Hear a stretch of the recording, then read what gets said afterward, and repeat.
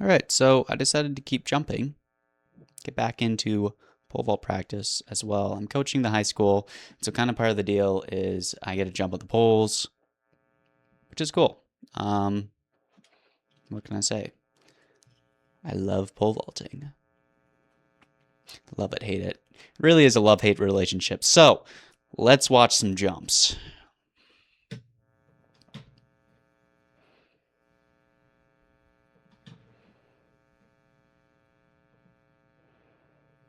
I hope this is uploaded through Dropbox.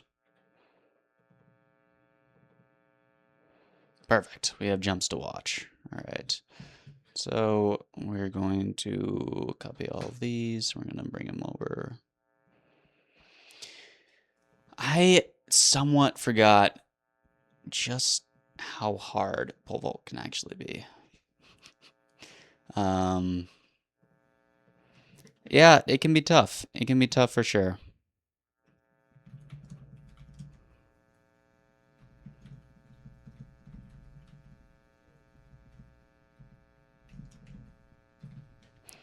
So I jumped 3 times so far. Jump from short, doing 3 lefts, jump from 3 lefts, and jump from 4 lefts. And when I was jumping from 4 lefts, I I was reminded how difficult it actually is to get into shape. Because this is an event where you need to be all in. You need to be bringing as much speed as you can. Otherwise, it's not going to work out very well. So,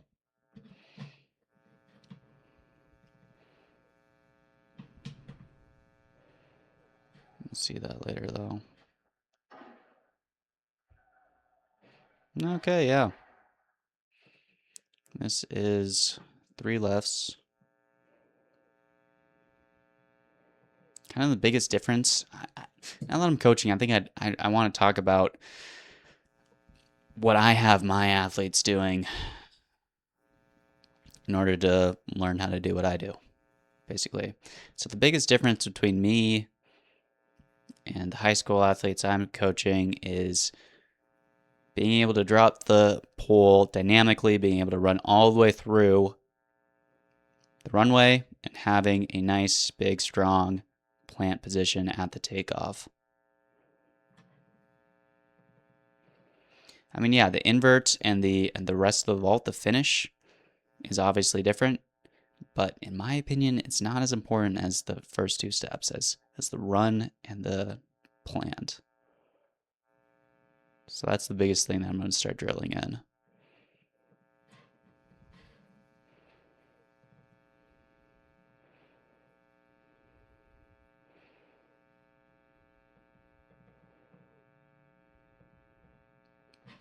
It's kind of weird. I'm kind of reminded by jumping on these small poles, these small, like really stiff poles. I was used to jumping on a little bit more bendy poles, but these poles, yeah, they don't bend much. It's coming down shallow quite a bit. I was gripping down, so I didn't tape. I didn't tape my pole. I hadn't taped my pole yet. I'd usually tape it all the way up, and then I'd grip at the very top of a 14. I think this is a 1485. Yeah, 14185.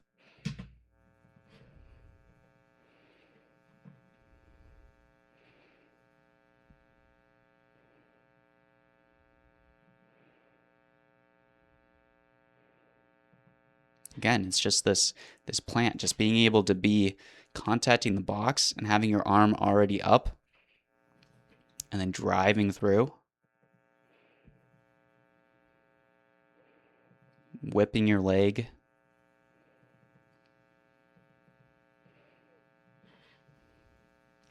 It's just being shallow. I think at this practice, I really just pushed through the whole vault more. I just really concentrated just jumping at takeoff, and then I was able to clear it like that. 14-foot bungee. I should be able to clear no problem. Literally just get a little bit more just driving your chest forward at takeoff, and that's just the difference. How I'm able to stay balanced right down the center, and then how I'm able to get deep into the pit and get myself over that That bungee would have cleared if it was a bar as well.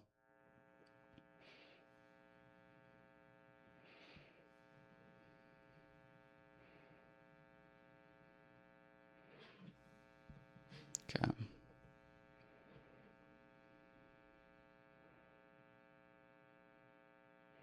That was a surprising vault. Look at how good that was. That was really explosive coming out. Yeah, I definitely could clear more than 14. My PR is 15 feet on this pole.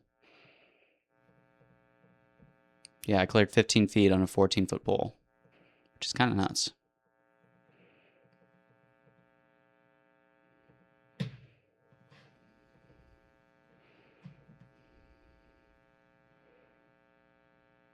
I don't know what it is. Joe struggles with this as well. It's kind of just getting, when you come out and it's just a little bit unbalanced, then it just robs you of about 6 to 8 inches of height. Makes it hard to make a bar.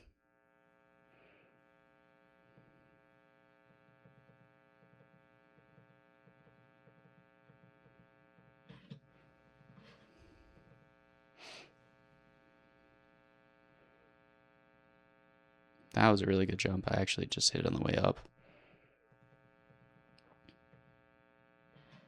I would have needed a little bit more grip. Yeah, it's such a difficult event that you can hit it on the way up, you can hit it on the way down. You hit it either way, it's going to be a miss. And so, like I said in the earlier video, pole vault's such a precise event. It's not just having, you can have the perfect jump and you can miss the bar because your settings just weren't right. And so the biggest thing between an athlete and a coach is the athlete needs to bring consistent jumps. Bring the same thing every time so that the coach can actually get you the right settings.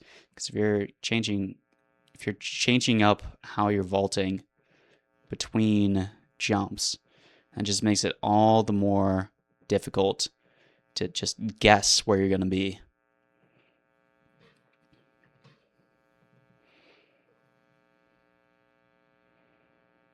This practice actually was fun. I have fun going after a small bungee and just trying to, because like all these jumps, I mean, it's fairly easy for me. Okay, now this is 4 lefts. Now we're going to see the difficult side of pole vault. So all of those earlier jumps were just fun. I mean, when it's not very strenuous and you literally just pop over a bungee like that, like, it's a nice activity. I enjoy it. So, but I moved back to 4 lefts with 2 blocking steps, and now I'm hitting. I set it up on a tripod. I was on a 15-185, and then I think I moved down to 15-180. No, I started at 15-180. I think I moved down to 15-175 later in practice, but these jumps are all on a 15-180.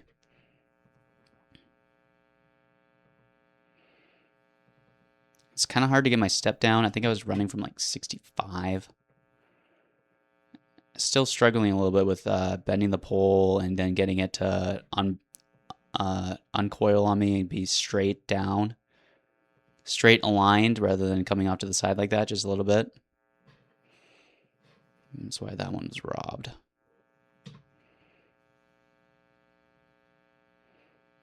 Isn't that ironic? It's like a 9-foot bungee. I would have totally just smacked a bar off. See, that's the thing. You could be literally that high over a 9-foot bar. You come down on it, it's a miss. No other event is like that, other than the vertical jumping events, high jump and pole vault. No other event can you have monumental. Everything's right. Everything's perfect. You literally perform it perfectly, but you just come down and the setting is just wrong. The standard's just in the wrong spot, and so that's why you get a 0 on that attempt.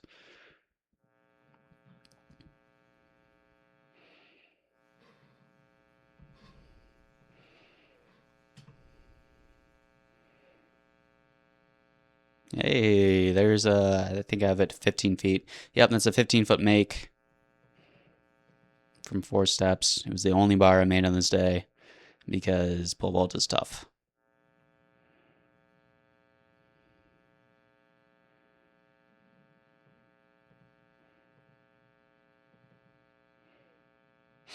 Really, difference is kind of just, I was a little bit, maybe just a touch out on this one. But just being able to keep it vertical, just right down the middle, is why that one was just so much better controlled.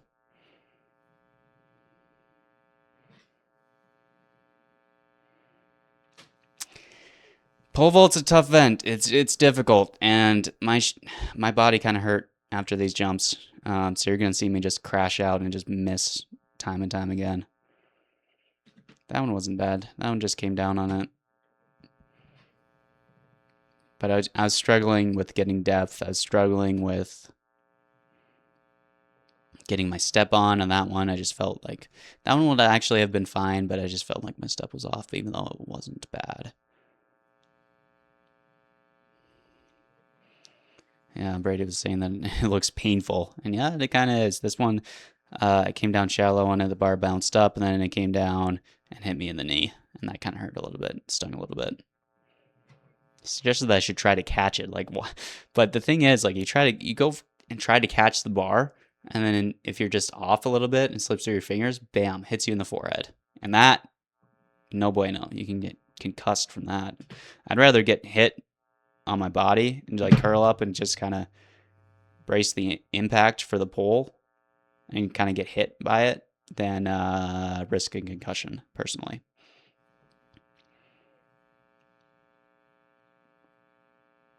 Yeah, just getting shallow. I probably wouldn't put up a bar for this practice. I mean, first practice trying to go from 4 lefts.